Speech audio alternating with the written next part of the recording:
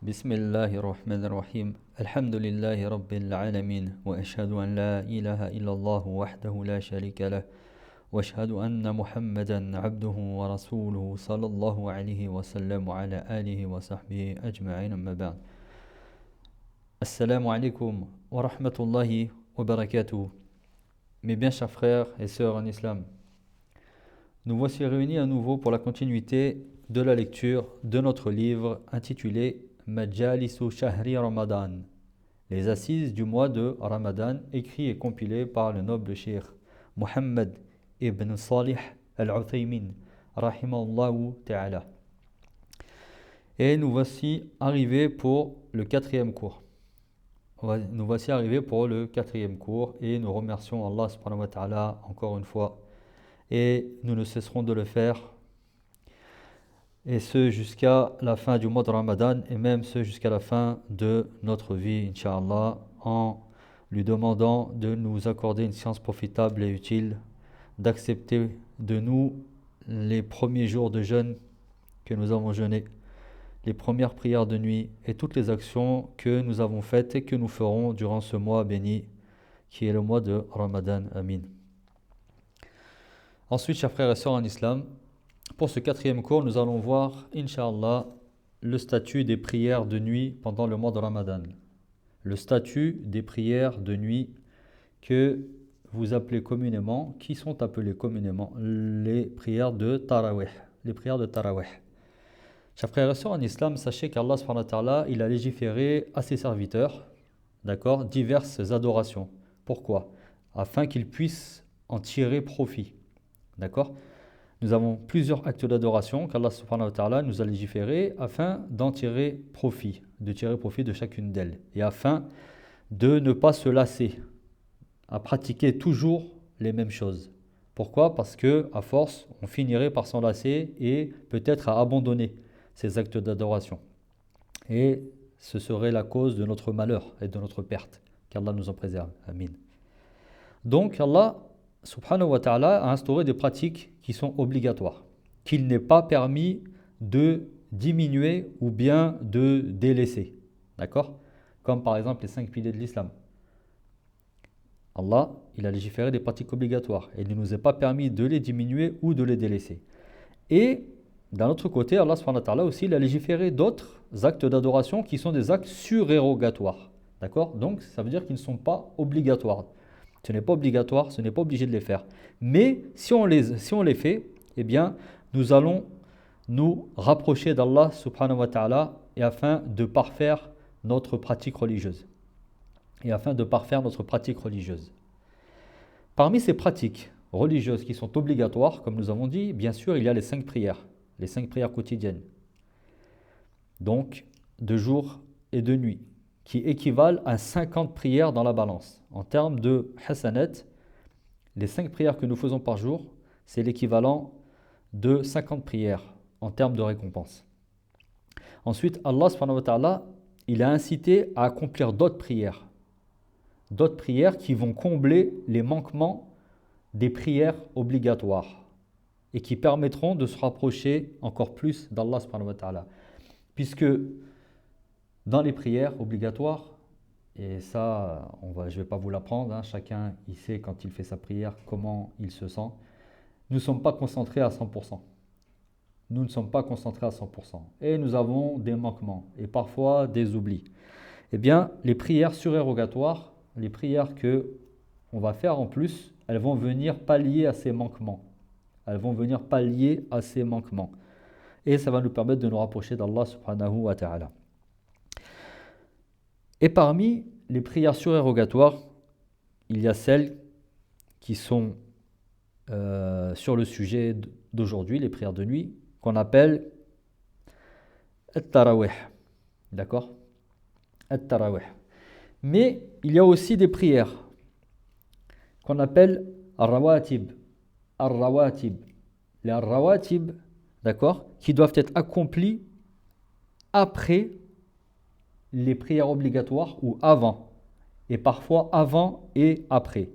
C'est les prières qui sont accrochées, si on peut dire ça, qui sont accrochées avec les prières obligatoires. On va donner des exemples. La prière du Fajr, donc la prière du matin, eh bien avant la prière du Fajr, il y a deux unités à faire. Il y a deux unités de prière à faire avant la prière du Fajr. D'accord? Ensuite, arrivé à la prière du Dohr. La prière du Dohr, eh bien avant la prière du Dohr, il y a quatre unités à faire. Quatre unités à faire. D'accord? Quatre unités de prière à faire. Et après le Dohr, on rajoute deux unités. On rajoute deux unités. Donc on rentre par exemple à la mosquée. Donc celui qui veut prier Tahiyatul Masjid, il le prie. Ensuite, on va prier quatre unités. Quatre unités. Ensuite, on va prier la prière du Dohr, la prière obligatoire. Et ensuite, après la prière du Dohr, on va prier deux unités. Deux unités, d'accord? Donc au total, en fait, pour le Dohr, ça fait 6. Ça fait 6 unités. Ensuite, arrivé à la prière du Maghrib, la prière du coucher du soleil.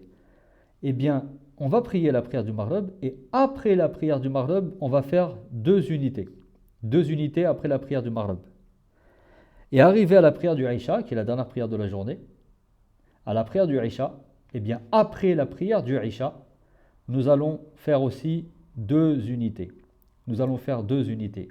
Ces prières-là, on appelle ça Ar-Rawatib. Les prières Ar-Rawatib. Et si on fait le calcul, regardez de combien elles sont. Elles se composent. 2 au Fajr, 6 au Dohr, c'est-à-dire 4 avant et 2 après. Donc on est à 8. 2 après la prière du Maghrib, 2 unités après la prière du Maghrib, on est à 10. Et 2 unités après la prière du Isha, et on arrive à un total de 12. On arrive à un total de 12 unités. Un total de 12 unités. Ça, c'est ce qu'on appelle Ar-Rawatib, les prières d'Ar-Rawatib. C'est des prières qui sont accrochées aux prières obligatoires. Et ce n'est pas des prières qui sont bien sûr obligatoires, celles-ci, les Ar-Rawatib, mais il est très recommandé de les faire. Et c'est bien de le faire, Inch'Allah. Si Allah nous le permet, nous le facilite. Et à la fin, il y a aussi la prière de nuit. La prière de nuit. La prière de nuit, c'est-à-dire qu'on va se lever la nuit et on va prier quelques unités en fonction de ce qu'Allah nous a facilité. Et Allah dit à ce sujet, en vantant les mérites de ceux qui se lèvent la nuit pour prier la nuit, à la sourate 25 au verset 64, Allah nous dit وَالَّذِينَ يَبِتُونَ لِرَبِّهِمْ سُجَّدًا وَقِيَامًا.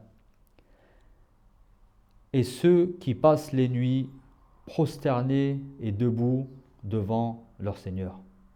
Et Allah Ta'ala nous dit également à la sourate 36 au verset 16 et 17, il nous dit subhanahu wa ta'ala تتجافى جنوبهم عن المضاجع يدعون ربهم خوفا وطمعا ومما رزقناهم ينفقون فلا تعلم نفس ما أخفي لهم من قرة أعين جزاء بما كانوا يعملون جزاء بما كانوا يعملون. Dans son sens, en français, et ils s'arrachent de leur lit pour invoquer leur Seigneur par crainte et espoir. Et ils dépensent une partie des biens que nous leur avons accordés. Et ils dépensent une partie des biens que nous leur avons accordés. Personne ne sait ce qu'il est réservé, personne ne sait ce qu'il aurait réservé comme réjouissance pour les yeux en récompense de ce qu'il faisait, Ensuite, le prophète sallallahu alayhi wa sallam, il a dit la meilleure des prières après la prière obligatoire, eh bien, c'est la prière de nuit. La meilleure des prières après la prière obligatoire, c'est la prière de nuit. Et c'est un hadith qui est rapporté par Muslim. Donc vous voyez que après les prières obligatoires, les meilleures prières, ce sont les prières de nuit. Et il a également dit, sallallahu alayhi wa sallam, ô vous les gens, répandez le salut entre vous, donnez à manger, nouez les liens de parenté et priez la nuit quand les gens sont endormis, vous rentrerez au paradis en paix. Vous rentrerez au paradis en paix. Ô vous les gens, répandez le salut entre vous, donnez à manger, nouez les liens de parenté Et priez la nuit quand les gens sont endormis, vous rentrerez au paradis en paix. Et ensuite, il faut savoir qu'il y a une prière qui s'appelle El-Witr. El-Witr. El-Witr qui fait partie de la prière de nuit. Le Witr qui fait partie de la prière de nuit et qui se compose au minimum de une unité. C'est en général ce que l'on voit pour ceux qui vont à la mosquée. À la fin du Isha, les personnes se lèvent, ils prient 3 unités. C'est-à-dire ils prient 2 unités, ils font le salam et ensuite ils se relèvent et ils prient une seule unité. Eh bien, ça s'appelle le witr. Ça s'appelle le witr. Et le witr, il se compose d'une unité minimum, comme je vous ai dit. Le witr, c'est une seule unité minimum. Et au maximum, ça sera 11 unités. Et au maximum, ça sera 11 unités. C'est ça qu'on appelle le witr. Et il est possible de ne faire qu'une seule unité. Et il est possible de ne faire qu'une seule unité en vertu de la parole du prophète sallallahu alayhi wa sallam que celui qui souhaite accomplir le witr avec une seule unité alors qu'il le fasse. Que quiconque souhaite accomplir le witr avec une seule unité alors qu'il le fasse. Et sachez aussi qu'il peut aussi en faire 3. D'accord? Comme je vous ai dit tout à l'heure, 2 plus 1. Il peut aussi en faire 3. Celui qui le souhaite peut en faire 3. Et le prophète sallallahu alayhi wa sallam a aussi dit que celui qui souhaite faire le witr avec 3 unités, eh bien, qu'il le fasse. Eh bien, qu'il le fasse. D'accord? Donc, chers frères et sœurs en islam, nous voyons que le witr, il est possible de faire une seule unité et de faire 11 unités au maximum. D'accord? Et celui qui désirerait en faire une ou 3, ou 5, ou 7, ou 9, ou 11, eh bien, il peut le faire. Il peut le faire. D'accord? Il n'y a pas de gêne à cela. Et le mieux, c'est de prier en 3 unités. C'est ce qui est le plus répandu dans la sunna du prophète sallallahu alayhi wa sallam. Mais de quelle manière? En faisant 2 unités, en faisant le salam, en se relevant et en faisant une unité. Voilà une des meilleures manières pour accomplir la prière du witr. D'accord? Alhamdulillah. Ensuite, sachez que le prophète sallallahu alayhi wa sallam, il a dit: celui qui dirige les gens en prière, eh bien, il faut qu'il soit bref. Que celui qui dirige les gens en prière, eh bien, il faut qu'il soit bref. Car il a derrière lui, dans les rangs, c'est-à-dire, il a dans les rangs derrière lui, eh bien, le vieillard, la personne âgée, la personne qui est faible, et celui qui doit vaquer à ses occupations. Et dans une autre version, le prophète sallallahu alayhi wa sallam a dit: lorsqu'il prie seul, qu'il allonge la prière comme bon lui semble. Donc regardez la sagesse du prophète sallallahu alayhi wa sallam et de la religion de l'islam. Quand nous prions en groupe et que nous sommes nombreux, eh bien, il faut être bref dans la prière. Il faut être bref dans la prière. Il ne faut pas rester trop longtemps. Il ne faut pas rester trop longtemps. Mais en revanche, pour celui qui prie seul, eh bien là, quand tu es seul, allonge la prière. Allonge si tu veux réciter Surat al-Baqarah, la sourate la plus longue du Coran, dans une seule unité ou 2 unités, eh bien vas-y, récite-la. Tu es tout seul, tu ne déranges personne, eh bien tu peux le faire. Alhamdulillah. Par contre, si tu es avec du monde, avec des gens, n'allonge pas la prière. N'allonge pas la prière. Regardez la sagesse de l'islam et des hadiths prophétiques du prophète sallallahu alayhi wa sallam. De plus, chers frères et sœurs en islam, il n'a jamais été rapporté que le prophète sallallahu alayhi wa sallam pria de cette manière avec ses compagnons. Il agissait ainsi lorsqu'il priait seul. D'accord? Lorsqu'il priait seul, le prophète sallallahu alayhi wa sallam, il rallongeait la prière. Mais quand il priait avec ses compagnons, non, il était bref. Ainsi, la prière de nuit pendant le mois de Ramadan a une importance et un mérite particulier. En effet, le prophète sallallahu alayhi wa sallam a dit: quiconque prie les nuits de Ramadan avec foi et espoir, ses péchés précédents lui seront pardonnés. Quiconque prie les nuits de Ramadan avec foi et espoir, ses péchés précédents lui seront pardonnés. Avec foi, c'est-à-dire foi en Allah subhanahu wa ta'ala et en la récompense qu'il nous a promis. Et avec espoir, c'est-à-dire en espérant obtenir la rétribution et la récompense, non pas par ostentation. Non pas par ostentation pour faire parler de lui ou pour obtenir de l'argent ou obtenir un rang particulier. D'accord? Les prières nocturnes de Ramadan, elles peuvent être accomplies au début ou à la fin de la nuit. Au début ou à la fin de la nuit. Comme nous, on fait la prière du Isha quand on est à la mosquée. Et après la prière du Isha, on commence les prières de Tarawih. Donc les prières nocturnes du mois de Ramadan peuvent être accomplies au début ou à la fin de la nuit. Donc le tarawih, eh bien, il fait partie des prières de nuit. Le tarawih, il fait partie des prières de nuit parce que certains s'interrogent et ils pensent que le tarawih, c'est une des prières différentes des prières de nuit. D'accord? Non, c'est la même chose. Le tarawih, ça fait partie des prières de nuit. Pourquoi? Parce que ces prières sont faites la nuit. Donc ça fait partie des prières de nuit. Eh bien, il convient donc de leur accorder une grande importance. D'accord? Il faut accorder une grande importance à ces prières et essayer de les accomplir assidûment en espérant obtenir la récompense d'Allah subhanahu wa ta'ala. Et ce ne sont que quelques nuits dont le musulman de raison doit tirer profit avant qu'elle s'en aille. Ça dure que un mois, subhanallah. On n'est pas capable, pendant un mois, tous les jours, tous les soirs, de venir prier à la mosquée. Ces prières, elles furent appelées tarawih, car les musulmans avaient l'habitude de les faire durer longuement. Et après avoir accompli 4 unités, ils se reposaient quelques instants. Et ça, on le voit uniquement dans quelques mosquées qui appliquent cette sunna. 4 unités de prière, ensuite l'imam il marque un temps, il marque un petit temps de repos, soit pour boire un peu d'eau, soit pour faire du dhikr par exemple, ou l'essentiel il marque une pause. D'accord? C'est pas il se relève tout de suite et il les enchaîne toutes, il marque une pause. Ensuite il refait 4 unités et il remarque une pause. Et ensuite il finit, il clôture. Sachez que le prophète sallallahu alayhi wa sallam fut le premier à instaurer cette pratique en groupe à la mosquée. Puis il la délaissa, de peur qu'elle ne devienne obligatoire pour sa communauté. Sachez, chers frères en islam, que bien évidemment les prières de tarawih, ce n'est pas obligatoire. Mais, comme on l'a dit, il faut être assidu et venir à ces prières et à y assister, Inch'Allah. Et le prophète sallallahu alayhi wa sallam, il a commencé à mettre en place cette pratique, mais ensuite il l'a délaissée de peur que ça ne devienne obligatoire pour la communauté, c'est-à-dire pour nous. Sachez que dans les deux recueils authentiques, Aïcha radiallahu anha, elle rapporte une nuit de Ramadan, le prophète sallallahu alayhi wa sallam pria dans la mosquée et quelques personnes prièrent derrière lui. La nuit suivante, leur nombre augmenta. La troisième ou la quatrième nuit, ils se réunirent, mais le messager d'Allah sallallahu alayhi wa sallam ne sortit pas pour prier. Au matin, le prophète sallallahu alayhi wa sallam leur dit: J'ai bien vu votre rassemblement, mais la seule chose qui m'empêcha de sortir pour vous diriger en prière est que j'ai craint que cela ne vous soit rendu obligatoire par la suite. Vous voyez la sagesse du prophète sallallahu alayhi wa sallam, le souci qu'il a pour nous.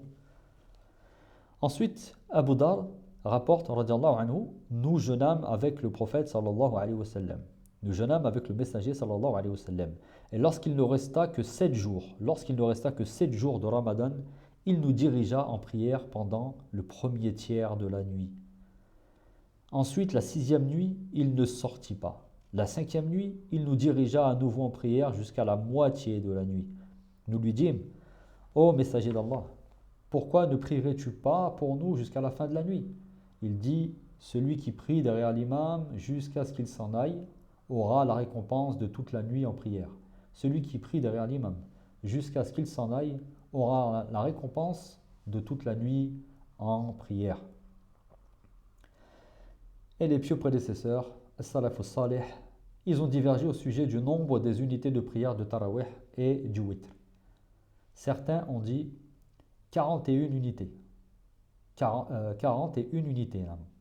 D'autres ont dit 39 unités. D'autres, ils ont dit 29. D'autres, ils ont dit 23. D'autres, ils ont dit 19. Et d'autres, 13. Et enfin, 11. Sachez que l'avis le plus juste est que ces prières doivent être composées de 11 ou 13 unités. L'avis le plus juste est que ces prières, elles doivent être composées de 11 ou 13 unités en vertu du hadith de Aïcha radiallahu anha, où elle a dit: le prophète sallallahu alayhi wa sallam n'accomplissait jamais plus de 11 unités, que ce soit pendant Ramadan ou durant le reste de l'année. Ou pendant Ramadan ou durant le reste de l'année. Et à ce sujet, Ibn Abbas radiallahu anhu rapporte: la prière de nuit du prophète sallallahu alayhi wa sallam se composait de 13 unités. Ibn Abbas rapporte que la prière de nuit du prophète sallallahu alayhi wa sallam se composait de 13 unités. D'accord. Et Omar ibn al-Khattab, radiallahu anhu, il ordonna à Hubay ibn Ka'b et à un autre compagnon de diriger les musulmans en prière, en accomplissant combien? En accomplissant 11 unités. en accomplissant 11 unités. Ainsi, les pieux prédécesseurs, Salafus Salih, ils avaient l'habitude de prier très longuement. D'accord?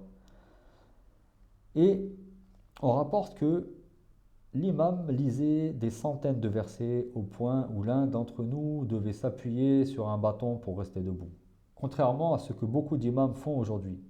Ils s'empressent de prier sans observer le calme et le recueillement nécessaires qui sont des piliers de la prière, sans lesquels celle-ci n'est pas valable. Ils négligent ces piliers et causent du tort aux faibles, aux vieux et aux malades qui prient derrière eux. Ils nuisent ainsi à eux-mêmes et aux autres prieurs et aux autres croyants. D'accord? Les savants ensuite, ils estiment qu'il est détestable pour l'imam de se presser au point d'empêcher les croyants et les prieurs d'accomplir les actes recommandés. Que dire alors de celui qui empêche les autres de faire les actes obligatoires? Qu'Allah nous en préserve, amin. Ensuite, il ne convient pas aux musulmans de négliger la prière du tarawih, afin qu'il bénéficie de son mérite et de sa récompense. Et il doit s'efforcer de rester avec l'imam jusqu'à ce qu'il termine la prière du witr, afin d'obtenir la récompense de toute la nuit en prière, comme nous avons vu dans un hadith précédent. Celui qui prie derrière l'imam jusqu'à ce qu'il s'en aille aura la récompense de toute la nuit en prière. Après, quand on dit jusqu'à ce qu'il s'en aille, c'est pas jusqu'à ce qu'il s'en aille de la mosquée. Il y en a qui se posent la question, qui pourraient se dire, ah ben, tant que l'imam n'est pas sorti de la mosquée, moi je ne sors pas. Non, en fait c'est quand l'imam il a fini et qu'il se retourne. Quand l'imam il a fini sa prière, il a clôturé, il commence son dhikr et il se retourne, et bien là ça y est, l'imam a terminé, vous pouvez vous lever et vous pouvez vaquer à vos occupations. Ensuite, concernant les femmes, eh bien il est permis aux femmes d'assister à la prière de Tarawih. C'est permis pour les femmes, dans les mosquées, à condition qu'elles ne soient pas un sujet de tentation, qui est des salles spécialement pour elles, en vertu de la parole du prophète sallallahu alayhi wa sallam. N'empêchez pas les servantes d'Allah, c'est-à-dire n'empêchez pas les croyantes, n'empêchez pas les musulmanes de se rendre aux mosquées, aux maisons d'Allah. Ne les empêchez pas. Et c'est la pratique des pieux prédécesseurs. C'est la pratique des pieux prédécesseurs. Néanmoins, elles doivent sortir couvertes et de façon pudique, bien évidemment, et non pas découvertes ou parfumées, et elles ne doivent pas élever la voix ou laisser apparaître leurs atouts, comme Allah subhanahu wa ta'ala nous le dit dans la sourate 24 au verset 31. Il nous dit Furujahunna wa la yubdina zinatahunna illa ma dhahara minha, et qu'elles ne laissent voir de leurs atouts que ce qui en apparaît. Que ce qui en apparaît. C'est-à-dire qu'elles doivent sortir couvertes. Elles doivent sortir couvertes et ne pas montrer ce qu'elles ont en dessous de leurs vêtements. Avec des vêtements larges, comme vous le savez, on ne va pas revenir sur ça. Alhamdulillah. C'est-à-dire aussi que ce qu'elles ne peuvent cacher, comme leur jilbab ou leur cape ou autre, ou leur hijab, eh bien c'est ça. Et lorsque le prophète sallallahu alayhi wa sallam il ordonna aux femmes de se rendre à la prière du Eid, par exemple, à la prière, à la prière, on lui a demandé donc, ô messager d'Allah, l'une d'entre nous n'a pas de djilbab pour aller se rendre à la mosquée. Eh bien, le prophète sallallahu alayhi wa sallam lui répondit que, eh bien, ta sœur va t'en prêter un, c'est-à-dire ta sœur en islam. C'est-à-dire que celle qui n'a pas de voile, celle qui n'a pas de djilbab, celle qui n'a pas de vêtements corrects pour aller faire la prière, eh bien que son amie, sa copine, sa cousine, sa sœur en islam, eh bien qu'elle lui prête un vêtement adéquat pour faire la prière. Il est donc recommandé en femme de se tenir en retrait, bien sûr, et qu'elle soit éloignée des hommes, en commençant notamment à remplir les derniers rangs. Sachez que le meilleur rang pour les hommes, c'est le premier rang, et le meilleur rang pour les femmes, c'est le dernier rang. D'accord? Le prophète sallallahu alayhi wa sallam a dit, les meilleurs rangs pour les hommes sont les premiers, et les pires sont les derniers. Et les meilleurs rangs pour les femmes sont les derniers, et les pires sont les premiers. Vous voyez l'inverse? Elles doivent donc sortir immédiatement, une fois que la prière est terminée. Et elles ne doivent pas rester devant les portes ou devant les mosquées, sauf en cas d'extrême nécessité. D'accord? Sauf en cas d'extrême nécessité. Salama radiallahu anha rapporte que le prophète sallallahu alayhi wa sallam, lorsqu'il clôturait la prière par les salutations, eh bien les femmes s'empressaient de sortir. Il restait ainsi un court instant avant de se retourner. Nous pensions, et Allah est le plus savant, qu'il agissait ainsi afin que les femmes aient le temps de sortir avant de se retrouver mélangés aux hommes. Voilà, chers frères et sœurs en islam, comment s'achève le quatrième cours sur le statut des prières de nuit pendant le mois de Ramadan, en demandant à Allah subhanahu wa ta'ala de nous permettre d'accomplir les mêmes actions que nos pieux prédécesseurs, qu'il nous pardonne, ainsi qu'à nos parents et à l'ensemble des musulmans, de par sa miséricorde, lui qui est le miséricordieux, le plus miséricordieux des miséricordieux. Hada wallahu alam, qu'Allah vous bénisse. Et toute parole véridique et utile ne peut provenir que d'Allah seul et de par sa miséricorde, sa bonté et sa grâce, et que toute erreur, confusion et oubli ne peut provenir que de moi-même ou de Shaitan. اللهم صل على محمد وعلى ال محمد كما صليت على ابراهيم وعلى ال ابراهيم انك حميد مجيد وبارك على محمد وعلى ال محمد كما باركت على ابراهيم وعلى ال ابراهيم انك حميد مجيد سبحانك اللهم وبحمدك أشهد أن لا إله إلا أنت واستغفرك وأتوب إليك. Et je vous donne donc rendez-vous pour notre prochaine lecture demain, si Allah nous le permet et s'il nous prête vie. Qu'Allah accepte notre jeûne et nos prières. Amin. Assalamu alaikum wa rahmatullahi wa barakatuh.